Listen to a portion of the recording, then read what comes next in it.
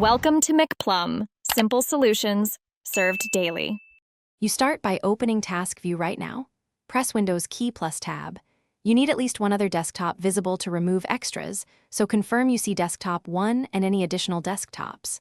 Once Task View is open, scan the thumbnails on top. These are your virtual desktops. Make sure no critical app is active in the desktop you plan to remove. Move important windows first by dragging them into your target desktop. This prevents accidental closure when a desktop is removed. With Task View still open, move each app window from the extra desktops into the primary desktop by dragging thumbnails directly onto Desktop 1. This preserves open work. Once a desktop is empty or you've relocated everything, hover its thumbnail and click the small X in the corner to close it.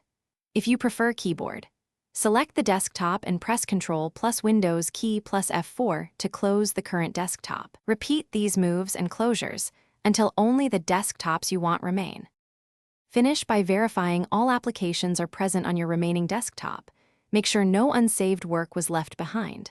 If a desktop won't close or an app is unresponsive, try switching to that desktop and use Ctrl plus Alt plus Del to open Task Manager, then end the hanging process.